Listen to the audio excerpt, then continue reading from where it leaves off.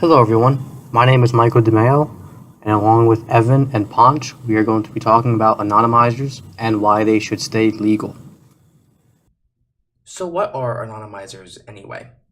Anonymizers are tools or services that are designed to mask the information sent from a client to an outside host. Now in this case, we're talking about IP addresses. So if I were to connect to some outside website, they would not see my IP address. They would see a masked IP address, so that website would not be able to track who I was. That's the purpose of an anonymizer. Now for the most part, they are freely available and they're accessible on the open internet. So for the example of Tor, you can go on the Tor project website right now. You can download the Tor browser bundle, install it onto your computer, and within a few minutes, you can be browsing the internet anonymously. Now, these tools offer various levels of protection, so it's important to understand, depending on your purpose, which tool you're going to be using. But for the most part, the common goal of all anonymizing tools is to prevent your true identity from being sent to other individuals without your consent.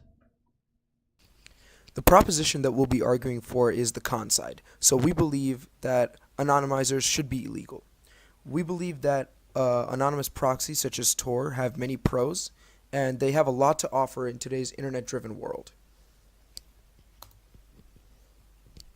Anonymous proxies can help prevent identity theft.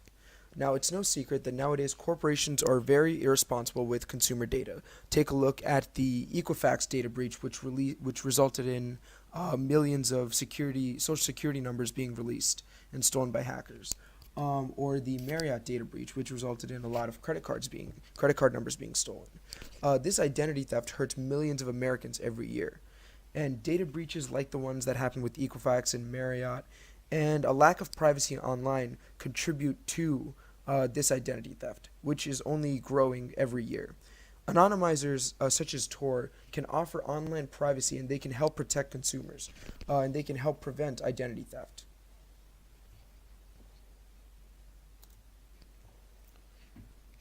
Another advantage of anonymizers is that actually law enforcement uses anonymous proxies. Criminals will still use anonymizers even after they're made illegal. So if anonymizers are made illegal, that means law enforcement won't be able to use them.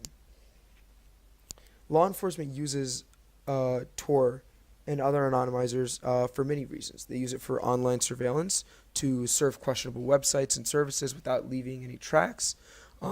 They use it for sting operations for illegal gambling sites and child pornography and things like that. And they use it to help create anonymous tip lines. Because with proper anonymity software, citizens are more likely to leave anonymous tips if they know their anonymity is being protected. So because of this, we believe that anonymizers truly are necessary to law enforcement and their daily functions.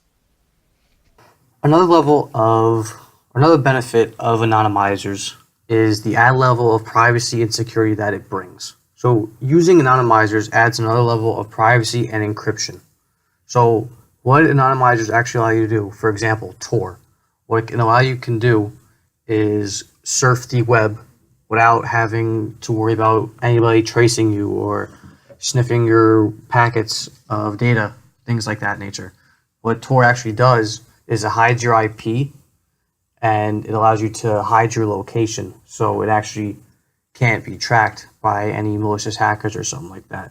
A great reason you would use this is, say you are on a public Wi-Fi, like say you're in Starbucks or you're at a local park and you want to get some work done, and you only see one Wi-Fi hotspot and it is open. Now, normally, if you don't use anonymizers or you don't have Tor or anything like that, I would highly recommend to not use it, because it is very, very easy for somebody who is very knowledgeable with networking and computers to actually go onto the network that you are on and sniff your data and look at what you're doing and possibly install some virus or something like that. It's very, very easy to. If you are using an anonymizer on an unsecured LAN, then that adds another level of encryption that you did not have. Because if you're on an unsecured Wi-Fi, you don't have the WPA encryption or WEP or anything like that. If you have the anonymizer, then it makes it much, much harder for someone to actually sniff your data. If you are in a public area, somebody could have created what's known as an evil twin, where it masquerades the public Wi-Fi that was already there, and if you connect to that, you're basically connecting to someone's computer, and they could see what they could not really see what you're doing, but like almost like that. They could look at your Wi-Fi packets and see what websites are on and things like that. It is ethically safe to have these because you, as a user, your rights, you're entitled to privacy. So this helps with your privacy. So this is another benefit as to why anonymizers should stay legal. Another benefit to anonymizing tools is the bolstering of freedom of speech.